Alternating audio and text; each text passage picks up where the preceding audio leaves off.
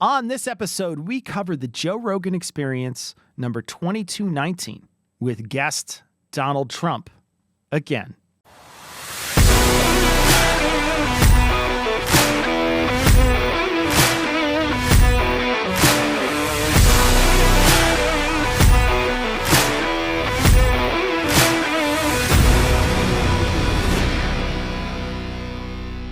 Welcome back to the show. This is a show where two podcasters with no previous Rogan experience get to know Joe Rogan. It's a show for those who are curious about Joe Rogan, his guests and their claims, as well as anyone who wants to understand Joe's ever-growing media influence. I'm Cecil Cicerello. I'm joined by Michael Marshall, and today we're going to be covering an October 2024 interview with presidential candidate Donald Trump. And so this is the second part of that interview. We covered the main event last time. And what are we covering today, Marsh? So today we've got a toolbox section and we've got an undercard, a special undercard, which we'll come to later. So we're going to be just doing the toolbox side of things. We've got two different tools to add to your toolbox. We're going to be talking about rhetorical vagueness and Donald Trump's technique of the weave. So we'll tell you all about that when we get to the toolbox section. So before we get to the toolbox, we want to thank our Area 51 All Access Pass patrons. That's 11 Gruthius, Chunky Cat in Chicago Eats the Rich, Fred R. Gruthius, Darlene, Laura Williams, no, not that one. The other one, Martin Fidel, Am I a Robot? Captious says no, but Maintenance Records say yes, Stone Banana, and definitely not an AI overlord. They subscribe to patreon.com/NoRogan. You can too. All patrons get early access to episodes and a special patron-only bonus segment each week. And this one is combined with last week. So you will get one big, fat, gigantic, chubby patron section that you get to listen to. It will not be cut into two. It will be in one big portion, and you will have gotten that last week. But now for our toolbox section.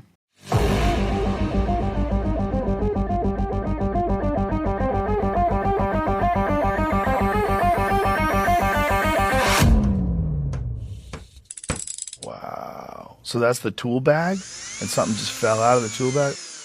All right, so for our toolbox section this week, we have a couple of two techniques here. We're going to talk about Trump's sort of rhetorical vagueness in part, and then also something that's very connected. It's something Trump calls the weave. Yeah, absolutely. So let's look at the first of those. Trump's rhetorical techniques, they're very well known by this point, but I think we can sum them up in a few different ways. When he's talking to somebody he doesn't like or doesn't care to be liked by, he's going to go on the attack. Okay, you don't have to answer questions if you're the one doing all of the asking and you're putting people on the spot. We don't see that in this interview because he wants to be liked. So when he's talking to someone like Joe Rogan or when he's giving speeches and rallies, he can't do that. So he'll fall back on two main techniques that we'll see a lot: rhetorical vagueness and what he's come to subsequently call the weave. So with the former, with rhetorical vagueness, when you're asked about something factual, when Trump gets asked about something factual, he'll respond with a series of claims that have the illusion of specificity without ever really getting to anything concrete or anything that actually shows an in-depth knowledge. And you can think of it like a school book report. You've not read the book, now you've got to talk about it in front of the class. So you talk about how the book was really well written and how you found some of the imagery in the book to be really profound. And while you didn't enjoy this book as much as other books that you've read, you can see why it's such an interesting book for a lot of people. And you loved where the plot took you, but you're not going to give any spoilers. But when people read it, they'll see exactly what you mean by the direction that it takes. If people aren't listening closely, and if people are predisposed to already like you, it sounds a lot like you've got some pretty strong insights into this book that, again, you absolutely have not read. And we'll see this from Trump all the time. I have a friend of mine who does this with sports. He'll just say things about sports. So he'll say, yeah, it's all about the coaching, or man, if they could just stay healthy. And none of that has anything to do, but it always relates to the sport. So it's easy. This is an easy thing to do about literally anything. You could pretend to know about a whole bunch of things, and that's what Trump does. And especially, even in that case, sports, we might, if we're talking about a specific match, I might have seen the match and you might be trying to bluff your way into saying that you have as well. But if you are meant to have specific knowledge that I don't have, I can't even check you on that. If you're talking in ways that sound like it's specific. Right. I've never worked with Secret Service, Trump has. So Trump could bluster his way around being vague about the Great specifics of things. I wouldn't know that they're not right. If he's talking the right kind of way. Yeah. That's rhetorical vagueness. Now, as for the weave, the other technique, we should probably let Trump explain what he means by that. All right, so this is happening much farther into the episode, so I want to mention that this is happening about 2/3 of the way in. It's great, but this is too exciting. This is more exciting than anything you can do. And the Also, thing it's the home stretch. It's the home stretch. Who would take a day off? So we have 11 days left now. And think of it. So I think I've gone 54, 55 days in a row. No days off. And I make speeches oftentimes, sometimes not, but I make speeches. And when you make a speech, and my speeches last a long time because of the weave, I weave stories into it. And if you just read a teleprompter, nobody's going to be very exciting. You got to weave it out. So but you always have to, as you say, you always have to get right back to it. Yeah. Otherwise, it's no good. But the weave is very, very important. Very few weavers around. But it's a big strain on your, it's a lot of work. It's a lot of work. You got to be careful with the voice. You can lose that voice. The voice wasn't designed. I said today, so I made a big one last night. I was in Las Vegas. A big one the night before in Arizona. Big one. I mean, they're all big. There's never been anything like it in terms of crowd. Never been close. So here's Trump telling you what the weave is. Now, the weave's actually a fairly new term for this. I actually looked up mentions online of the weave and Trump prior to 2024, and there aren't any. So he's been talking in this way for quite some time, but he's never called it this before. Yeah. So in my opinion, this is Trump trying to brand his conversational meandering, his inability to stay focused on the question or the topic at hand. He's trying to brand all that as a strength, actually. It's not a weakness, this is actually a strength. And if that's the case, his supporters seem pretty happy to accept this as a strength. It means that when he's given rallies, he can just completely diverge from what's on the auto cue, or explain away where he's misread a word and said the wrong thing. It's not that he was wrong. He actually meant this other version over here, and he'll go over there. That's all part of the weave. It's not about lacking focus. It's not about avoiding the question. It's not about not understanding fundamentally what he's being asked. He's just doing the weave. Yeah, and ask yourself, when you just listen to that clip, what did you learn? Did you learn anything from him in that, that's over a minute long clip. What did you learn from Trump in that? I think we can maybe glean that campaigning is hard. I think maybe that's something you could glean out of that. The rest of it, though, all extraneous information. It's all just bouncing around to try to get to a point. That's meandering. That's not getting to a point. That's just saying things as filler words, waiting to make a point. And so this is just, it's like you suggest, it's just a filler for the hours that he stands in front of people and meanders and talks. And he has since then trademarked it. And so now it's called the weave, and it is now our logical fallacy this week. We've let him explain it. Let's go on to the first one. This is a question about being president. This is what I wanted to ask you.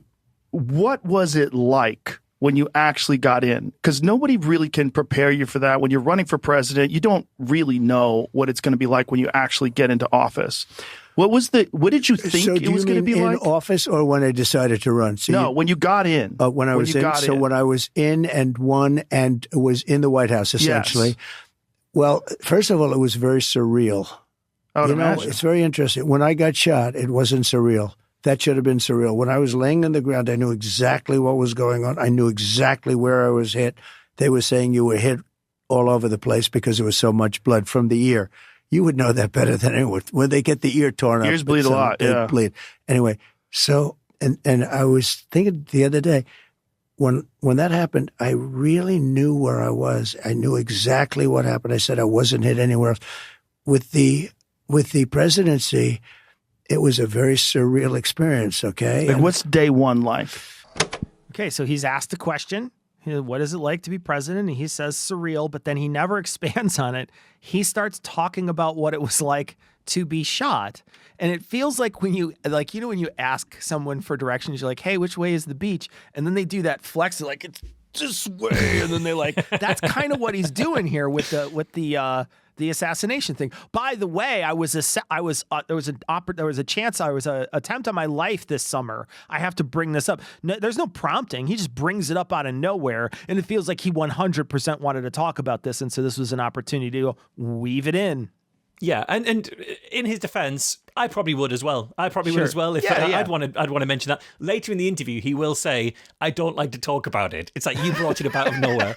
But yeah, the question was, what was it like to be president? And his answer starts by talking about getting shot 4 years later on the campaign trail, which isn't related at all. And we actually could have let this clip play on, because he continues overseas. He starts talking about his experience of being president. He starts talking about the hotel that he owned in Washington, how many vehicles were in his motorcade one time, how bad the traffic was in Washington, and how he met with some specific people on the day. But is any of that offering any insight into what it's like to be president, which was, again, the question he was specifically asked? Yeah, and Marsh filled in a few of these already, but we're going to actually pick it back up about, at this point, about 4 minutes later, 3 or 4 minutes later, they're talking about Lincoln's bedroom. That room was so beautiful to me, much more beautiful than it actually is. You know, to me, when I looked at the bed, and the bed you could see was a little bit longer, had to be a little bit longer. He lost his son, and they suffered, the two of them suffered from melancholia. They didn't call it depression. They called it melancholia, and they suffered from it. He was a very depressed guy, and she was a very depressed woman, more so than him. And on top of that, they lost their son, whose name was Ted. And it was just seeing it in the little pictures, a little tiny picture. I mean, you can't see the details there. Little tiny, everything the way it was, a little tiny picture of Ted, who he lost. And it was devastating. And he was in a war. He was having a hard time because he couldn't beat Robert E. Lee. Robert E. Lee won like 13 battles in a row. And he was getting like a phobia, like a fighter. You know, a lot about the fight stuff. But like, I went to a UFC fight, and it was a champion who was 14-1 about a year ago. You would know the names. 14-1. And the only guy he lost to was this one guy. But the guy that he was fighting was like almost just an average fighter, lost numerous times, but he beat this one guy. So I said, okay. I really don't know who you're talking about. I will figure it out. Okay. But about a year ago. But the point is that he lost. He wasn't nearly the fighter as the one. But the one who was not nearly the fighter had beaten. He's the only guy that beat the champ like 5 years before. And I said, I'll take the guy that won the other fight. And that's what happened. He beat him a second time. Sometimes Lincoln, psychological advantages. Yeah, what is this crazy thing?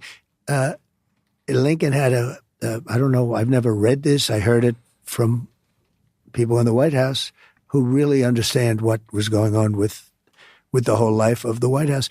But Lincoln had the yips about, in a way, as the golfers would say. He had a phobia about Robert E. Lee. He said, I can't beat Robert because Robert E. Lee won many battles in a row.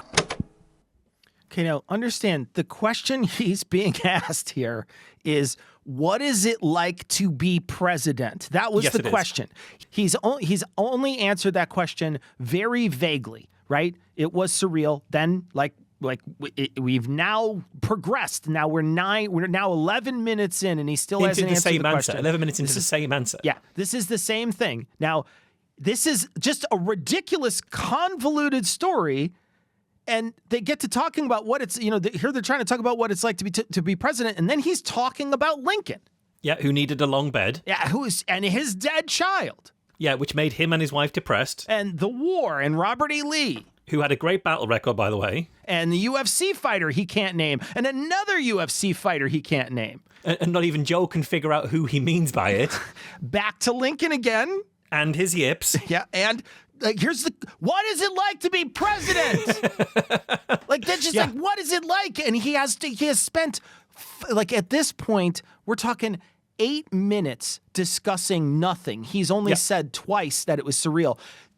It's not even a good question. It's a bad question, to be honest. It's really a bad question because it's way too open-ended. But there is no way for Trump to condense his thoughts. And if you think this is over, this is not over. We are not done. He is still going to talk about it. The same question. I have to be with my state. The state was his whole thing, and he went to the South. And he was, I've had generals tell me, we have some great generals, the real generals, not the ones you see on television, the ones that beat ISIS with me. We defeated ISIS in record time. It was supposed to take years, and we did it in a matter of weeks. These are great generals. These are tough guys. These are not woke guys. But their favorite general in terms of genius was Robert E. Lee. In terms of strategy, you mean? Strategically. He took a war that should have been over in a few days, and it was, years of hell, a vicious war. Okay, so the question, like I suggest 7 minutes ago, was asked, what is it like to be president when you finally got in? And he hasn't answered it yet, except for to say it was surreal. Yeah, and Joe's going to ask the question 4 times in this first 15 minutes and not get an answer out of it. Not a single one. Now contrast this. What if Biden was asked this question and he gave this kind of 7+ minute rambling weird answer without ever addressing what was actually asked? Would Joe decide he was unfit for the presidency if he couldn't get to the point within 7 minutes? Ask yourself that question and see what answer you come up with.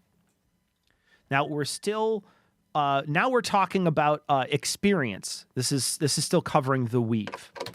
Everyone's aware of all this stuff. What I want to get to is what was the experience once you got inside? What did you think it was going to be like in terms of your ability to govern? Yeah. This is your first experience governing anything. You've never been a governor. You've never been a mayor. Yeah, right. Private stuff. Business. Yeah. But now all of a sudden you're inside the White House. The biggest thing was just that first moment of being in this it was really a hallowed place to me. It was surreal. It was beyond. To me, that was the experience. It was a surreal experience. And then with time, that wears off. With time, it becomes, your place where you stay. And I was doing I had 2 things that I really focused on: governing the country and survival. Because from the moment I won, before I got to office, all of a sudden, they came down. Nobody has ever been treated that way. And you see that. You see where in the Washington Post very early on, they said, well, now the impeachment stuff starts. And it did. It literally started from the beginning. So I had survival and run the nation. I had a combination. Most people don't have the survival. They get in. Yeah, so I think it's pretty clear, to me at least, Trump doesn't really understand what he's being asked here. And okay, that might be a fault of Joe. His question is kind of not, as you say, it's not specific enough. So in response, Trump is throwing all sorts of stuff at the wall. And he's employing this rhetorical vagueness. It was surreal and then it was normal. Okay, sure. Things start out weird and then they get normalized once you're used to them. That just happens all the time. He was focused on governing the country. That's a job description. It's not an answer here. He was trying to politically survive too. That's not really anything other than his standard narrative about his personal grievances. None of this is telling you what it's like to be president. Yeah, it's just basically a rambling mess. There's nothing there. Yeah. And is this any close to explaining what the job of being president is like? His entire answer boils down to, it was weird at first, but then I focused on doing the job. Yeah, that's it. That's all he said. The job you were asked to do. Governing the country. Yeah. I would imagine that eventually, as president, that would be something you would focus on, and that isn't even worthy of an answer. Now we're going to talk about race cars and bulls.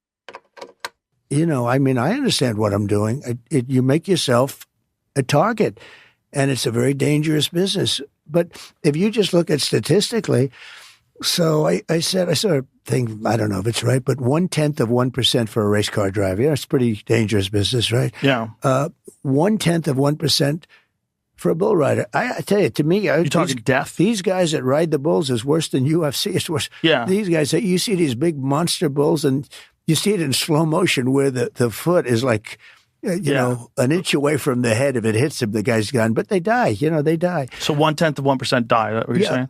Yeah, 0.1% die. Right. And they certainly get hurt badly. Really, they can't walk after a certain period of time. But with a president, if you look at the amount of assassination attempts. And attempts, too. Yeah. And attempts. No, it's a very dangerous position. I never thought of that, by the way, when I did it. So Joe, you can hear him here. He's having to work really hard. This is half an hour into the conversation. It's just been like this all the way through. Joe is working really hard to try and keep Trump on track because we are weaving all over the place. And even Joe is sort of saying, so what are you saying? Death? 1/10 of 1% die? Is that what you're saying? And he's just trying to bring this back together here at this point because it's just not clear. Yeah, Joe can't even follow him. Joe literally can't even follow him. He stops him and says, wait, are you talking about death of people? I don't know what you're referring to. Trump is still, at this point, still talking about what it's like to be president, but now he's bringing in all these other dangerous jobs, trying to make it seem like, the presidency, who is someone who's constantly protected and has, all those security needs met, et cetera. It's not as dangerous. I mean, granted, there are people who are going to try to attempt your life, but there's also people who are constantly looking out for you. So it's a little different. But in any case, how is this? Let's just ask ourselves, we're 27 minutes in. How is this any better than traditional ways to get to know a candidate, right? We haven't learned a single thing from anything he said so far in this interview, up to 27 minutes so far. There's certainly nothing that has been brought up that makes people think that would make anyone think he's the best person to run for this nation. He hasn't said anything like that. And Joe, throughout the entire episode, will be talking about how debate is bad, how this other type of, these softball interviews are bad that they give on like 60 Minutes. They decry the 60 Minutes interview that Kamala Harris did. They talk about how bad debate is. To be honest, debate seems to me to be a much better way to get to know somebody than this, because in this, he's not saying anything. At least in debate, there's an opportunity to hear how he's going to talk about a question and how he might react and how he might speak and how he might think under pressure, right? In this, there's no pressure whatsoever. So what am I learning about him? Nothing, because he hasn't said anything yet. Yeah, absolutely. Because this long-form conversation, okay, this could actually be valuable. It could be more valuable than debate. It's not just lending itself to short sound bites and the odd zinger kind of pre-prepared zinger. But for this to be better than a debate, it has to have an interviewer who pushes back, who looks for specificity, who doesn't let you just weave your conversation all over the place. That's not what we're getting here. And as you say, this isn't a good way to get to know a candidate. It certainly isn't a good way for Joe, who says he was persuaded to vote, that he came to follow Trump and believe in Trump. After this interview, this is one of the pivotal points in him coming to think that Trump was a good bet. This interview, what we're listening to now, is meant to have added towards persuading Joe to vote for Trump. We're half an hour in, and it's not even clear that Trump he's not saying anything concrete. It's not even clear that he's saying anything that Joe can even follow conversationally, because it's just incoherent. All right, so now we're going to talk about Trump's going to tell Joe how he should vote. Yeah. By the way, he gave me the nicest endorsement, too. The tougher. He said, the country's going to fail. You should do the same thing, Joe, because you cannot be voting for Kamala. Kamala, you're not a Kamala person. I know you. I've watched you. I know him better than he is. You know what? Without speaking to you, I think I know you maybe almost as well as your wife. I have watched you for so many years. You're not a Kamala person. You're a Khabib person, but you're not a Kamala person. Nobody's going to know who Khabib is, but... they know who he was not bad, right? That guy. Oh, he was phenomenal. But that's your kind of your person. weave is getting wide. We're getting wide with this weave. But isn't it I want to bring better? it back to tariffs. But wait one second before we finish with tariffs. So they said, could you get him? We need Starlink. And I call Elon. He got it for him so fast, saved so many lives. Okay, they were talking before this about Elon Musk for a second, and then they weaved into this piece here because he's basically saying Elon Musk was the one who endorsed me, and you should endorse me too, and that's where this conversation picks up. But before that, it was tariffs. It was tariffs into Elon Musk, who's nice, who endorsed me, into this. But what about a guy called Khabib? Yeah, absolutely. Yeah, and Khabib is a UFC fighter, by the way, if you didn't know that. Maybe Marsh didn't know that. But in any case, there's this point where Joe says, your weave is getting a little wide. Would he have that same kind of comment if Biden were to do the same thing? Ask yourself that question. Would he say at this point, Biden is incompetent? Did you see him the other day? He talks about Biden throughout this entire interview about how incompetent he is, and he doesn't do it just once. He talks about it multiple times, and he says things that make it seem like Biden is incompetent, but there is somebody in front of him who cannot follow a single train of thought. Yeah, and Joe giving somebody space in conversation is fine. He's giving him so much space. That would be fine if this was just a conversation. That's perfectly fine.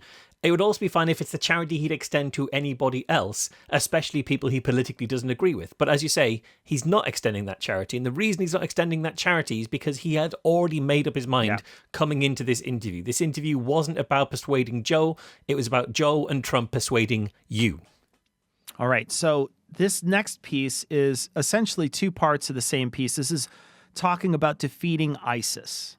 And so that's the question that was asked about. They were talking about Trump using the military and Joe basically asking, well, how did you go about defeating ISIS? Yeah, because Trump has said throughout that he defeated ISIS in record time. They said it would take a long time, but I was able to defeat it in record time. And Joe understandably asks how, and this is I think a little bit into that answer. So this isn't even the very start of that answer. Yeah.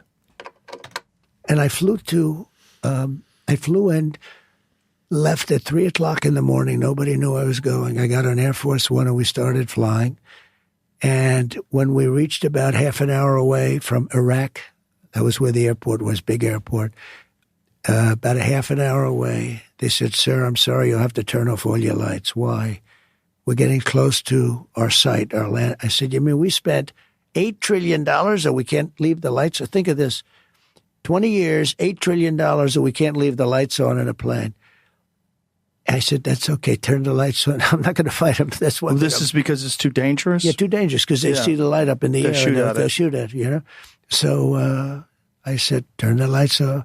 Then they said, "So we're going to also pull your shades if that's okay." I said, "That's okay." The plane was pitch black. All the lights outside, you know, the blinking, they call them the blinking reds, they were all turned off. And I like to sit with pilots a lot of times, and these guys are specimens. I always say they're better looking than Tom Cruise, okay? And they're even taller, like perfect specimens. These guys, like for a fighter, you know, you have some guys that are perfect specimens. These guys.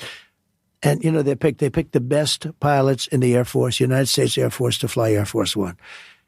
And I get up there, and I'm sitting, and I'm feeling my way up. You know, it's up high because 747, so you go through the stairs. But I sort of knew my way up. There wasn't a light in the plane. I'm saying, can you imagine? We spent trillions of dollars, and we're trying to fly in blind.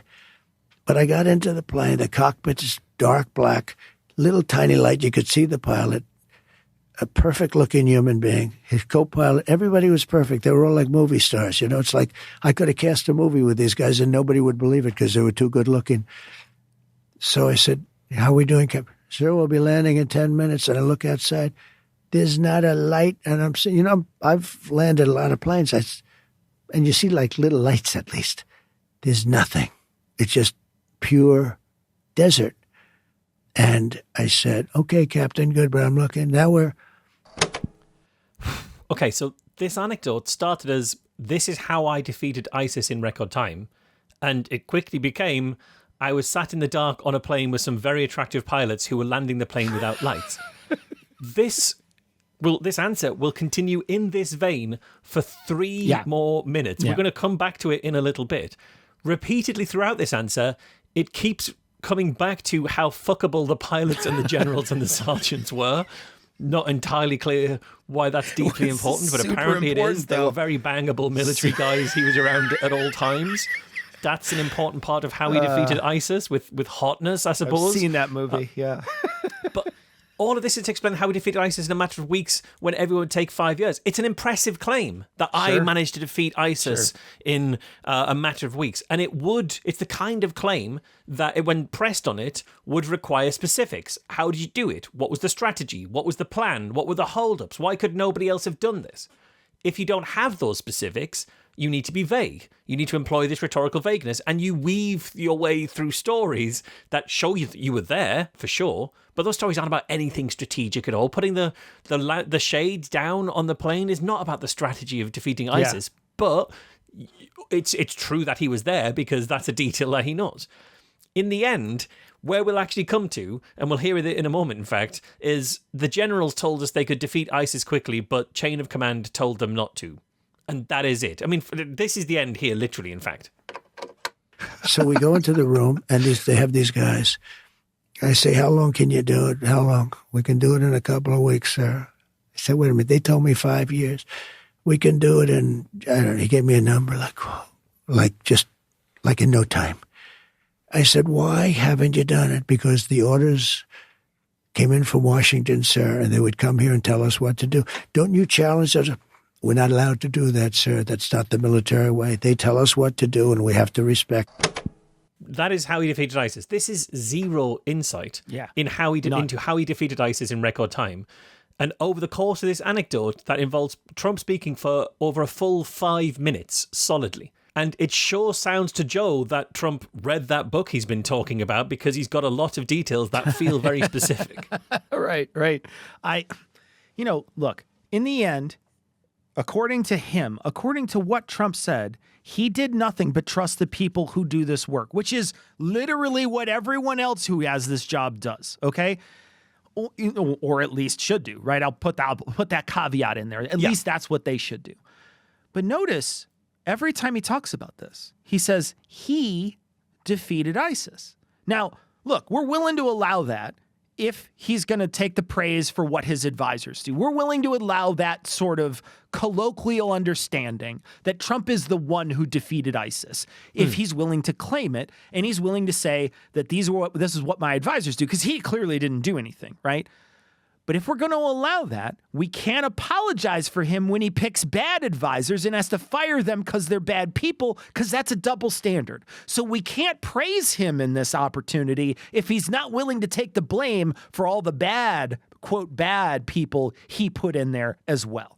Yeah, you don't get to have the credit if you're not willing to take the responsibility. So now we're going to talk about nuclear bombs.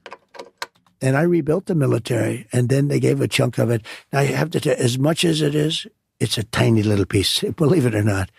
We have an unbelievable... I rebuilt the military. I rebuilt our nuclear. And in a way, I hated to redo it, but I got to realize how powerful that nuclear is, Joe. One bomb, Israel is gone, but forget. One bomb could take out the entire East Coast. It's so bad. And I watch these poor fools talking about our oceans will rise 1/8 of an inch over the next 500 years. I mean, we have people, we have countries. Right now you have 5 countries. And don't underestimate North. If you take a look at North Korea, I was there. I mean, I was with Kim Jong. I had a great I got along great with him. Okay. Let me see if I can summarize this. I rebuilt the military. I rebuilt nuclear. One bomb could do a lot of damage. People say the oceans will rise. You have 5 countries. Don't underestimate North Korea.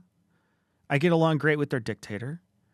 What is that? Yeah. Like, he changes the subject to an occasionally tangential subject 6 times in 50 seconds. Yes, and to be clear, this came up about a minute or less than a minute after the last clip we shared. It was 50 seconds after the last clip. So this is him picking up on his control of the military. And again, these are all tangential subjects to what he was talking about when he's talking about the military. So they must be evidence that he knows what he's talking about, because they're all things in the same vague area. But they're not telling you anything that anyone with any insight would be able to offer about military strategy. It's not a surprise, surely, that nuclear bombs are really bad. Now, it seems to be a surprise to him as to how bad. And with Trump, you can always tell the things he didn't know because he tells stories about them like nobody knows those things, even if they're fairly well-known things. Nobody knows how bad nuclear bombs are. We've got a pretty good idea how bad nuclear bombs are. What you're telling me is that you didn't think they were particularly bad. Yeah. When I heard him do this very particular piece where he switches subjects so quickly in such a short amount of time, it reminded me of someone who is sort of flipping through a book on a subject and then picking a line to read and then flipping several pages and then picking a new line to read. That's what it feels like. We're missing pages between what he's talking about. He's just sort of skimming over the top of all these different types of things that are related. It's almost, I mean, one could almost say he doesn't know what he's talking about. He's just saying things that are vaguely what someone would want to hear when they ask a question about a certain subject. That might be a conclusion you could come to when you hear him do his weave. All right, so now we're going to talk about Trump's vagueness and in the toolbox section. And this is perfectly illustrated near the end of the podcast when Joe starts talking about the release of the John F. Kennedy files. One of the things that I want to talk to you about is the JFK files. And one of the things that you said was that if they showed you what they showed me, this was your quote, you wouldn't want people to know it either. So I opened them up partially. I was met with, from good people. I mean, good people. People that were well-meaning. Mike Pompeo was one of them. He's a good person. They called me. They said, "Sir, would rather have you not." And I did open them, but I was asked by some people not to open them. There's a Martin Luther King file too, by the way, that they'd like to see. I don't know if you know, but there is that. But JFK in particular. So they called me. A lot of good people called me. People that that you would find reasonable people. And they asked me not to do it. So I said, well, we'll close it for another time. But if I win, I'm going to open them up. I'm just going to open enough. So yeah, these last clips are going to be perfect illustrations, the rhetorical vagueness in action. Joe wants to talk about JFK. Joe knows a lot about the JFK assassination and the conspiracy theory around it. Trump, I would suggest, knows a lot less than Joe about this. But he was president. He can't just admit, I don't know very much about this. So he talks around it. Well, if you knew what I knew, you wouldn't want to share it either. That might sound really specific, but does the kid really want to avoid giving plot spoilers for that book? Or have they just not read the book and don't know the plot? I think it's the latter of those. So think of the vagueness that we're getting here. I opened some of the files. Does he think these are literal folders, like folders of paper that we're opening up? He opened some of these. He had a look at. He opened some, but not all of them. Here's a specific named person who was nearby at the time, Mike Pompeo. So I must be telling the truth because that's a real person. There were other people. They called about it. Not named ones, but you'd think they were reasonable. He even says people you'd think were reasonable. So if you knew who they were, you'd think they were reasonable, but you don't know who they were because I haven't said who they were. But I have cited people, so it must be true, right? Because there's people. Next time, I'm going to open them up. Phew, question dodged. Except Joe actually cares about this topic, so he's not going to accept this vagueness. He's going to carry on asking questions. It's the one time in the interview that he actually pushes. Look, we are at this point 2 hours and 43 minutes in, and this is the first time Joe has shown any journalistic integrity because it's something he absolutely adores. And you can just you can feel Trump seeing the finish line of this interview in sight, but then suddenly he goes down the dip before a finish line and sees there's a massive mountain to climb before he gets to the finish line. You got to get through your final boss, which is Joe asking about the JFK files. Okay, they're still continuing the conversation. Why didn't you open it up the first time? Because though? a lot of times, what was the hesitation, though? Addresses, people that are still living. There are people that are affected, and there could be some national security reason that I don't have to necessarily know about. But some very good, talented people asked me not to do it. I opened it up, and then they said, "Would it be possible for us to do that a different day?" Okay, so again, Trump, why didn't he do it? Joe's not letting go. Well, Trump's now thought about addresses. That's why he couldn't open them up. That's the one thing. Addresses. But the problem is, whose addresses? Why are they in there? Why can't those addresses just be redacted while the files get released? These are obvious questions. So that line won't hold. So Trump instead falls back on, you can hear him get to, and there could be some national security reason. Okay, that sounds specific. But what if Joe asks what the reason is? That's okay, because it's a reason that Trump thinks I don't necessarily have to know about. So that absolves him of the responsibility. There's a reason that I don't know about that they weren't put out. But hang on, he's now just suggested that it's okay that there's some sort of deep state that hides inconvenient truths from the presidency. not an ideal thing for him to have invented as part of his avoidance in front of Joe Rogan. It makes him look weak. Yeah, that's right. So it's also, there were some very nice people, some good and talented people who asked not to open it today, to do it on a different day, like a scheduling issue, put it on a different day of the calendar. Who are those people? They're not named, don't worry about it. But they asked me to do it a different day, and I said yes, so it makes me look nice to them. Phew, question dodged. We can move on. We don't have to carry on talking about this. Except...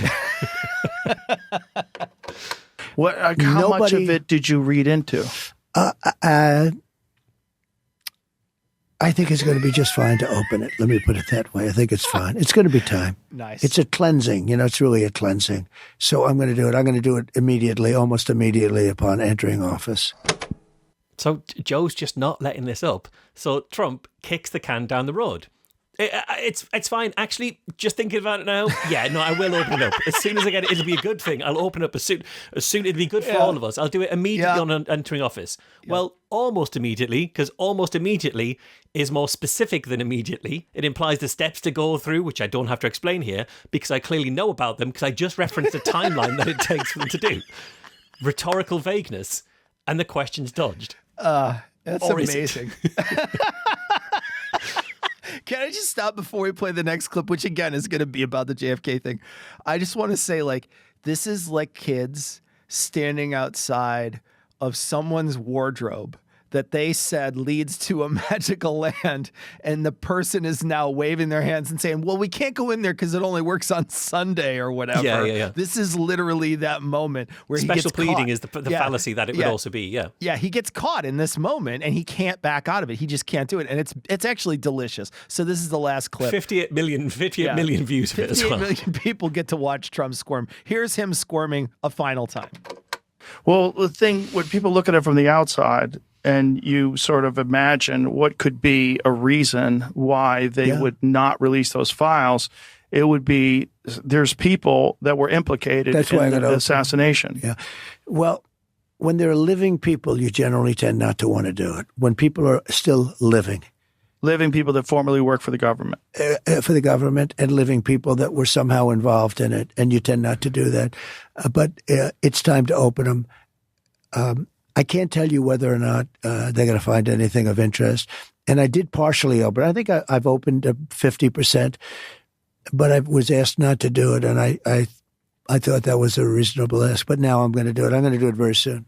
There's a lot of interest in it. One of the things that there's a lot of interest in the people coming from space, Yes. And I know you're interested in that. Oh, I'm very interested in that. How much did they tell you about that? A lot. Really? So this is a masterclass in this vagary to try and squirm out of it.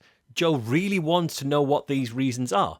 And Trump is very happy to agree, yes, the reasons that you think are the reasons, those are the reasons. Those are ones that I was referring to as to why we haven't announced those. But who are these people? Joe's asking, the people who you can't release it because their addresses, their information, do they work for the government? And Trump says, yes, but also other people involved somehow. Incredibly specific there. But he says, and you tend not to, he says specifically, you tend not to open these things up. That sounds like a reference to the kind of norms and policies that a president might know about. It sounds specific, but we still haven't said anything here. And Trump even says, I can't tell you if they'll find anything of interest, despite having looked at the files. Or maybe all the files, because maybe, there's this floated idea of someone whose job it is that's perfectly okay that their job is to withhold this stuff from the president and not tell them about it for national security reasons the president can't know about. Except he has opened the files up, he says. He's opened them up a little bit. He's opened them up 50%. That's a specific number. That can't be made up. But what is the 50% there? Half of the pages? Half of the files? Is it just people's surnames but not their forenames? I mean, it sounds meaningful, but it's not specific. It doesn't mean anything. It's not actually tied to anything. And what I love about all of this is Trump can absolutely tell that he's not getting out of this. Like in this bit, towards the end, Joe even tries to ask another follow-up question because Joe thinks he's now in a conversation of specifics. Joe has referenced this conversation multiple times, saying when I talked to Trump and he said, if the things that I've seen, if you knew about them, you wouldn't want them open. You see, he said in other interviews, Trump said things about JFK that I'm trying to figure out what he meant by them. Joe thinks he's in a conversation about specifics, and he is not. So Trump throws in his absolute final gambit, which is to distract Joe with an even juicier bone and talk about people coming from space. And Joe immediately instantly bites on the bone. We can't get into the wardrobe today, but have I shown you my ring that makes you invisible? It's kind of amazing. Yeah. And also, let's go back to, because now we're listening to this, and we're months into Trump's presidency. So we know, did he release the files immediately? One, the answer to that is not as quick as Joe would have liked him to, because we did hear Joe complain about it on the show that he hasn't released those files enough. Then they released the files, and from what I've read about them, there is not a lot new. And what is new is sort of a sloppy release of former workers' Social Security numbers. I mean, really a bad release of information that should have redacted information that they didn't bother to redact. Yeah. And there's not anything new that really shows us anything that could change the narrative in any real way. It's just a bunch of stuff that just got released. And these are people who were the people who were questioned on this that I read articles from. Those people were people who were involved in, and they're not sure what happened in the JFK assassination. These aren't people who are 100% Oswald people, right? These are people who are actively looking for this information, and they just released this information, and it was mostly out there already, and nothing really new came out. And it essentially was a publicity stunt. He did it on Joe Rogan to entice people, to get people in. This is one way to reach the millions of viewers that watch Joe, who also believe in conspiracies, in a real easy way. It's a real easy hook, and he played those people because they never really released anything that was of worth.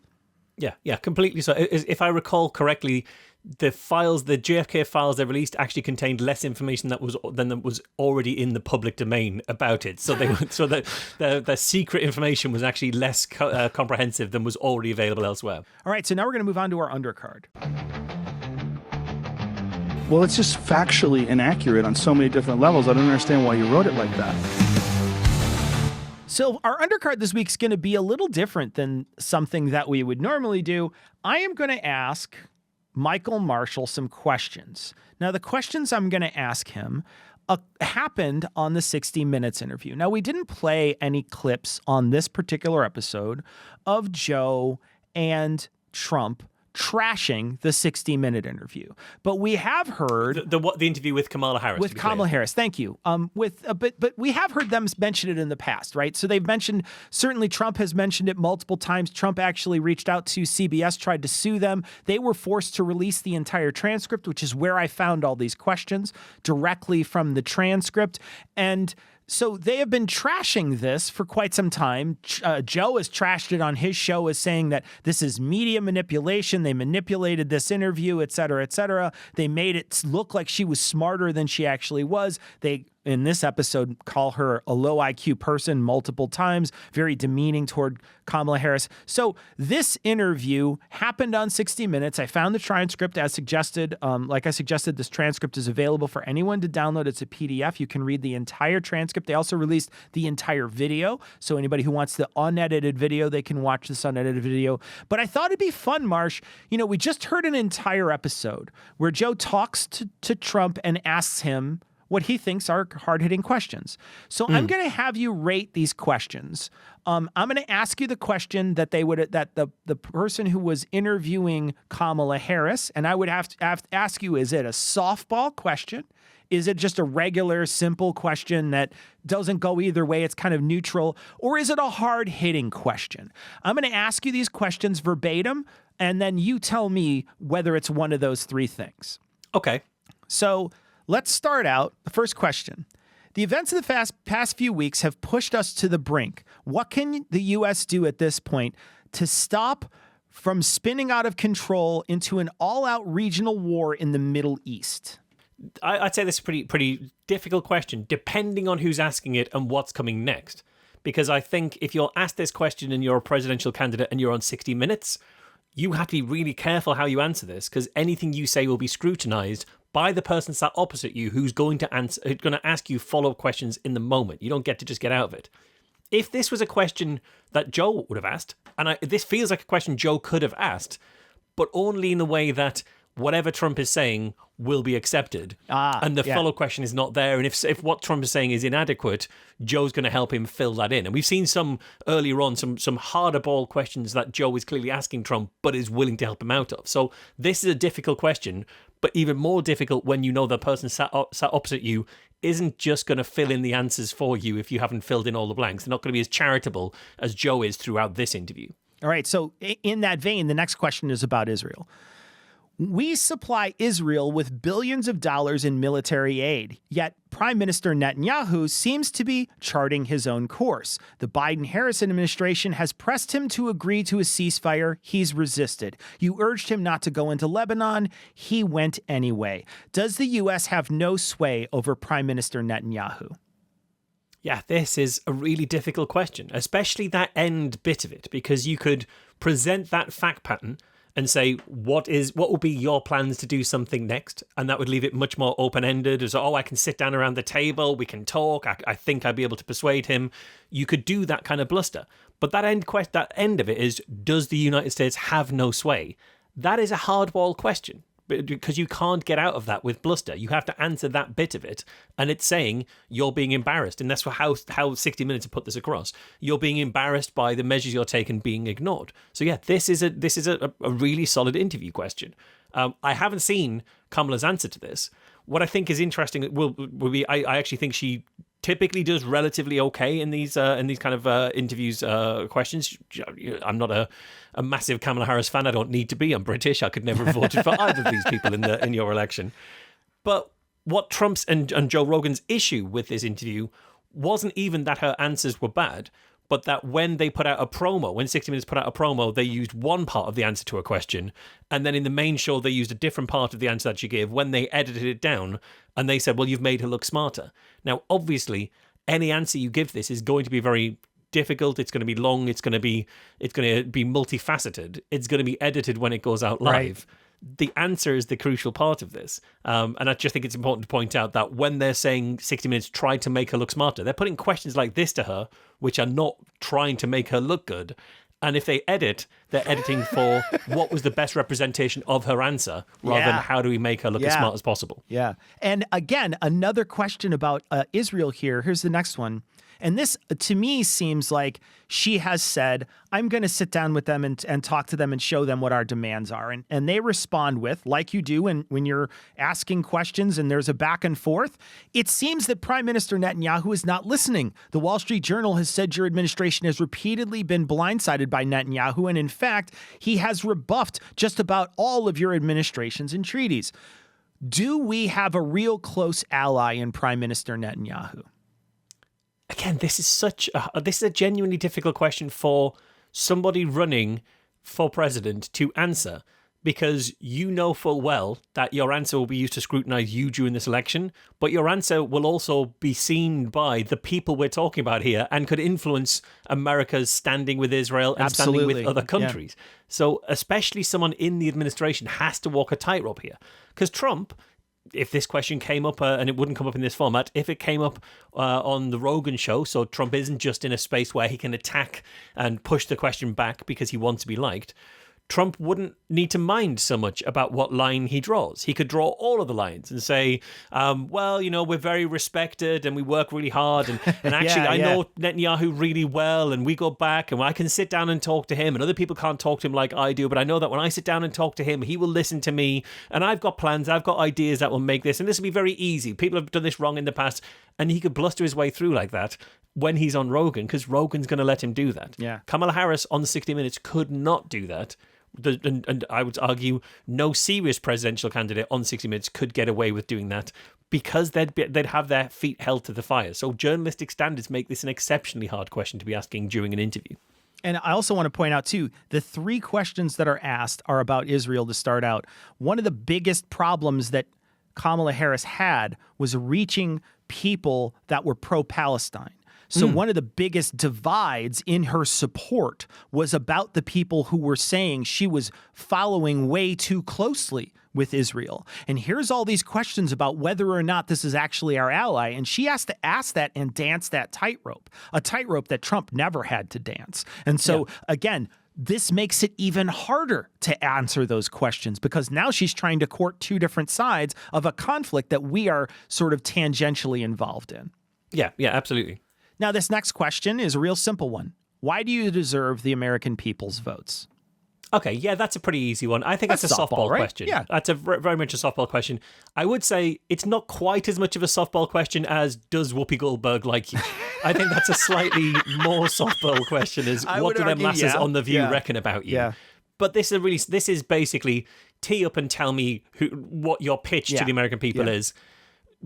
The other thing to bear in mind is this is 60 Minutes version of a softball. 60 Minutes aren't saying voting for Kamala Harris is super cool. If you want to seem like a really cool rebel type, you should do the vote for... So if you want to be punk rock. Yeah. Even in the context of these kind of softballs, we can see from just the conversation we've analysed between Trump and Joe Rogan. Joe Rogan is not just throwing the softball, he's going around and batting it for him as well.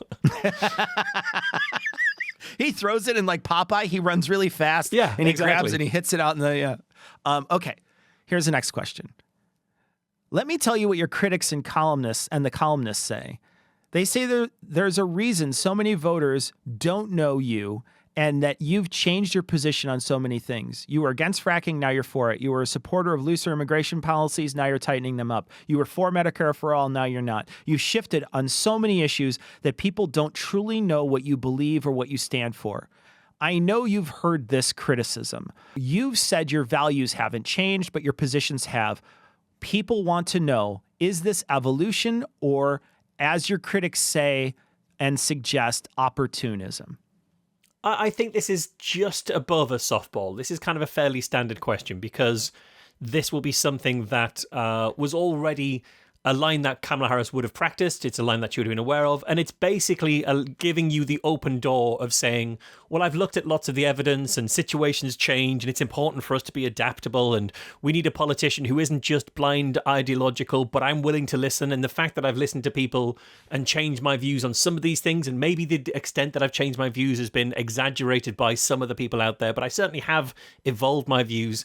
The fact that I've been willing to evolve shows that I'm willing to listen to reason, willing to listen to advisors. Right. I surround myself with good advisors, and I will make sure I pick the path through that best follows the advice of the best evidence. It gives you the space to do something like that. Yeah, it's not the why does Netanyahu not listen to you? It's more nuance than that. It's an easier one to answer than that. So it's a medium question. I think you're right because it's like you suggest. There's almost certainly this is something she's been asked before, and she can easily sort of tee up what she said in the past. Yeah. Here's another question. You just got a blockbuster jobs report the other day, and that all signs of the American economy is doing very well, better than most countries. Yet the American people don't seem to feel it. Groceries are up 25% higher when you took office than when you took office, and people are blaming you and Joe Biden for all that. Are they wrong? So that's an interesting one because it started like a softball question. Sure did. And then took a turn.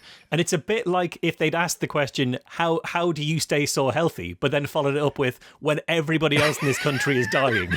It's like, okay, we've taken a spin. We haven't gone for the Joe Rogan softball here.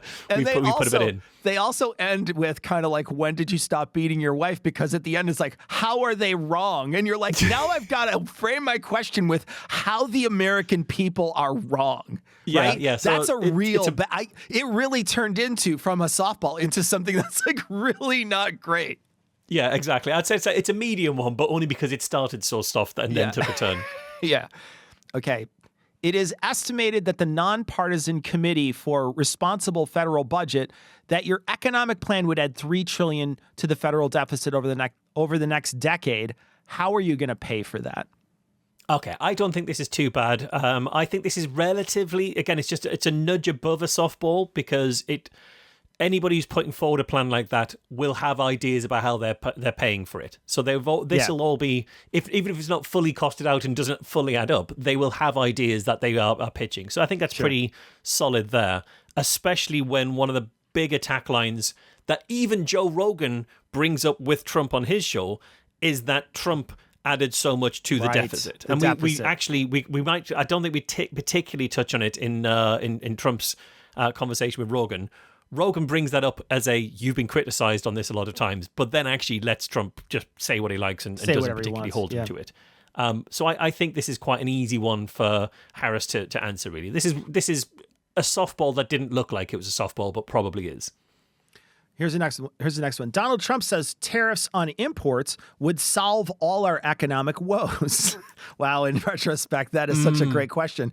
You've criticized his tariff plan, yet Biden-Harris administration has left many Trump-era tariffs in place, especially regarding China.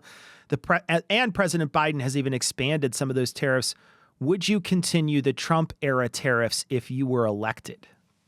Yeah, this is a softball. It allows you to say, well, they aren't the Trump-era tariffs.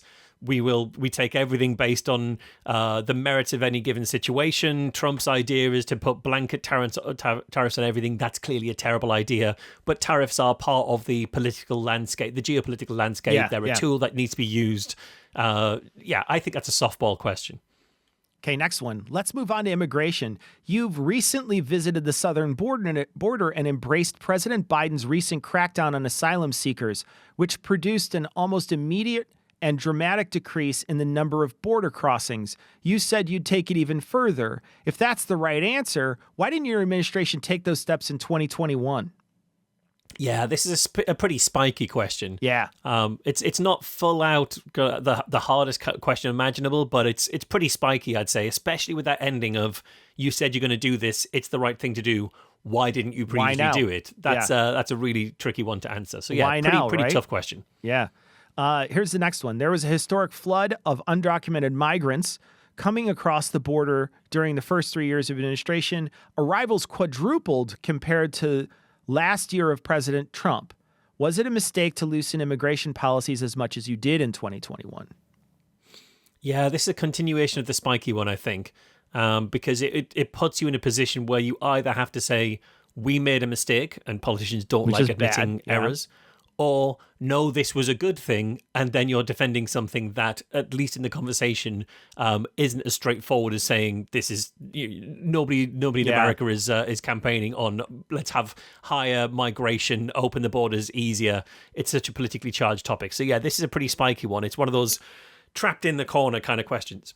It's also hard to answer a question, too, that's 3 years in the past, because most people will have forgotten sort of all the geopolitical problems that were happening 3 years ago. And so it's also a really difficult question just to ask and answer and expect all the people to be as in the know as the administration was about all the problems and their decision making based on those problems. Because they're not just based on one thing, they're basing it on all kinds of things: the economy, geopolitical landscape, how things are working between our countries, et cetera. So again, I think it's a really tough question. Yeah, I think so. Here's another one. You've accused Donald Trump of using racist tropes when it comes to the Haitian immigrants in Springfield, Ohio, when it comes to birtherism, and when it comes to Charlottesville. In fact, you've called him racist and divisive. Yet Donald Trump has the support of millions of Americans. How would you explain that? I think this is the opposite of where we were going, what we've seen before, where I think this is a softball question that doesn't immediately seem like it, because it could seem spiky. You're calling all these people racist, whereas actually I think it allows you to say, well, millions of Americans might have voted for Trump, but they would say they don't like everything he says and everything he does. Yeah, and so right. You could get out of it.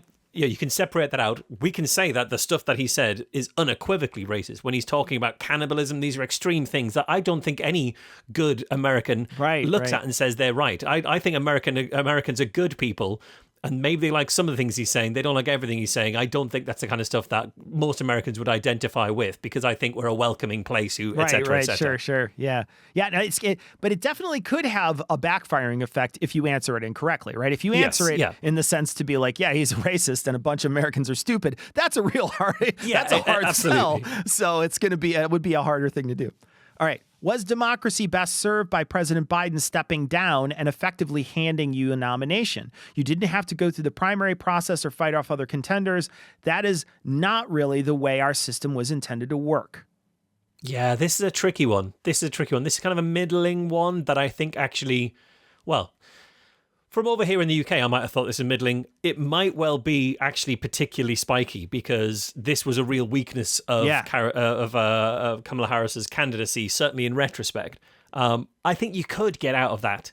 I haven't seen her answer to it. I think you could get out of it by saying democracy is best served by having the candidate who is in the best place to do it, and it was actually a remarkable thing for Biden to recognize that he wasn't in that place. Yeah, and I think he turned to on do him. the sacrificial thing of standing down. He's been. You could do it that kind of way, but then you're not answering the primary issue, which turned out to be such may have been one of the things that turned out to be such a deciding issue or important issue for Harris. So yeah, it's on the spikier edge, I think. There's ways of spinning parts of it out, but you're still left with some spikes at the end. What is the U.S. responsibility for keeping China from simply taking over the South China Sea? Oh, this is interesting. I would imagine this is somewhere between... It's a step up from a softball. It's probably a fairly standard question. Yeah. Because this is the kind of question that leads into policies that, given that Harris was in the administration at the time, would be fairly well established, You would hope. So I think this is straightforward. Yeah, you would hope. Yeah. What about Russia in Ukraine? What does success look like in ending the war in Ukraine? Yeah, I think this is probably another fairly straightforward question, and in that pretty there'll be straight- policies in the administration for it. Last question. You're sitting here with us today. The Trump campaign has canceled an interview they agreed to participate in for this broadcast. What do you make of that? That is the softest of softball questions. That is just a feather on the face softball question right there. That is. But also, absolutely trash the guy who refused our interview. But also, I mean, it's a softball question, but it's only a softball question because Trump cancelled the interview, because Trump ran away from that interview. If Trump does the interview, there's no opportunity for that. So it's a teed up question, but it's teed up by Trump and not 60 Minutes. Now I know that their argument is that these were edited, and that's their argument and stuff. But when we think about these questions, do you think that was a softball interview that she did for 60 Minutes? Would you rate it as overly softball? No, I don't think so. I think she's been asked plenty of pretty spiky questions. But again, the key is in what the chances of follow-up on specifics are. And I think in 60 Minutes, and again, I haven't seen that interview in full. We haven't gone through the transcript together. We haven't seen where she gets pushed on any particular points. But I know that if you were sitting down with 60 Minutes, you'd be very aware you're going to be pushed on specific points. Compare that to the Rogan conversation with Donald Trump. We might get, and Rogan likes to say, you get a much better sense of who the person really is and what they're about. I don't know that you get a great sense of who Donald Trump as a person is. So even Rogan's premise that the conversation, this 3-hour conversation, lets you know more about who they are, I don't think you get a sense of that. So I think when you compare this 60 Minutes to the Rogan one, it's really clear which of these is a total softball, that you're not going to get any pushback from Rogan really at any point. That Rogan, the only pushing he's doing is on your side. He's pushing the boulder in the same direction as you. Yeah, you're sitting on it. Yeah, and he's rolling you up the hill like Sisyphus. Yeah, exactly. Yeah. I also think too, when we talk about these long interviews that Joe does, and he makes it seem like it's this sort of amazing insight into people and their thought process, and it's a great way to get to know somebody without all the bullshit and all the lies. You can't lie in these interviews, et cetera, et cetera. What you're seeing, I think, when you're looking at something like this, especially when it's coming to someone who's going to be in a difficult job, right? This person is applying for what could be probably the most difficult job in the United States. They're applying for it. They've been asking for it. They've submitted their resumes. These are their interview process to get that job. And in the interview, there's nothing that feels contentious. There's nothing that puts this person in a position where they might be in that actual job, right? Running the United States has got to be a stressful, difficult thing. You're constantly being harried on all sides. People are Monday morning quarterbacking every single decision you make. There's always this sort of constant hum of the media criticizing the things you're doing.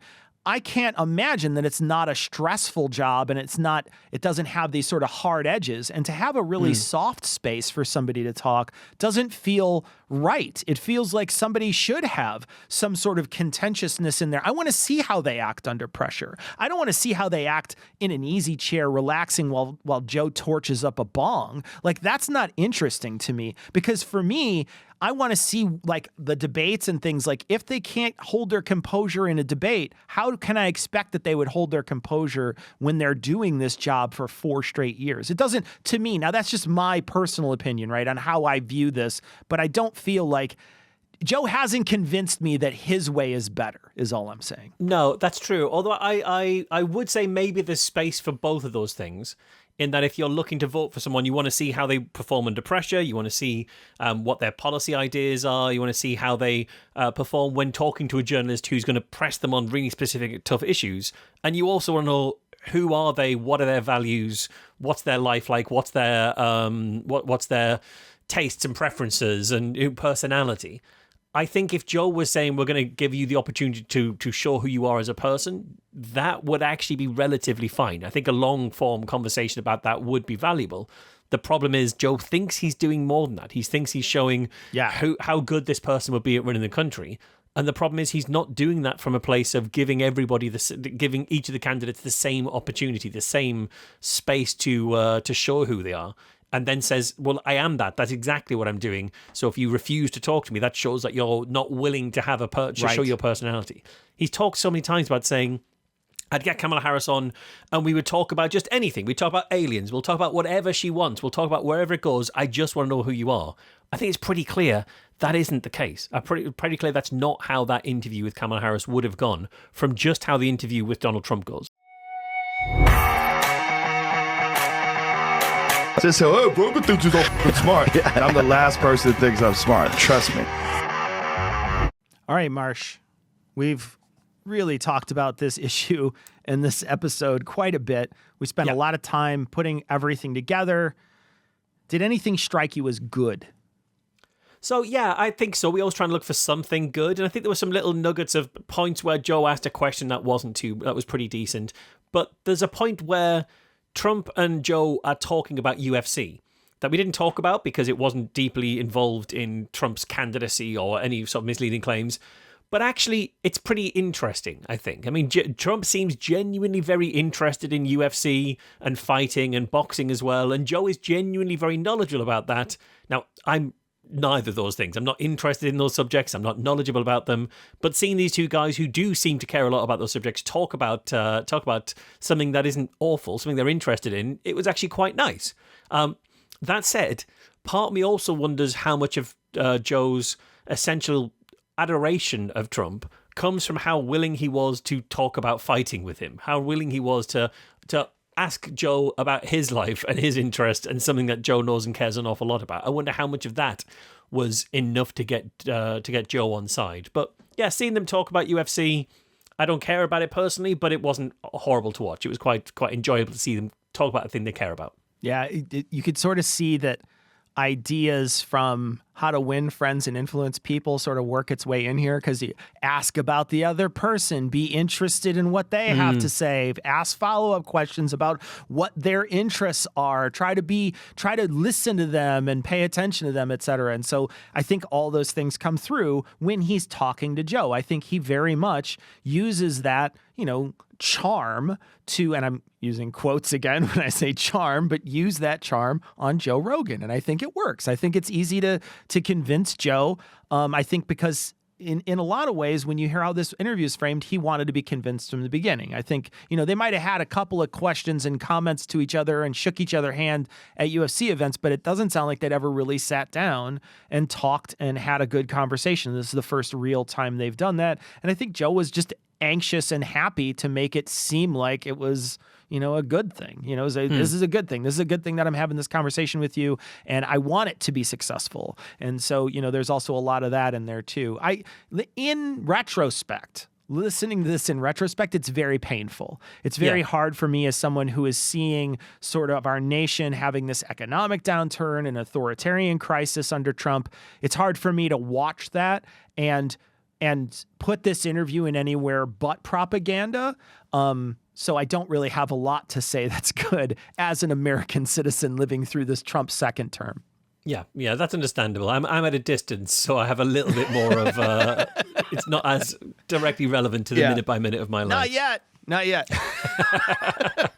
Okay, well, on that note, that is it for the show this week. Remember, you can access more than half an hour of bonus content. Actually, it'll be much more than half an hour of bonus content off the back of this episode from as little as $1 an episode by subscribing to patreon.com/No Rogan.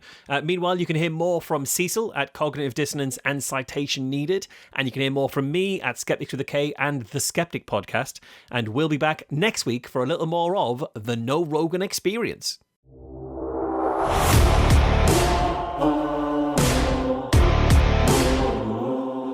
If you love the show, please rate and share it. If you want to get in touch with us, become a patron, or check out the show notes, go to norogan.com.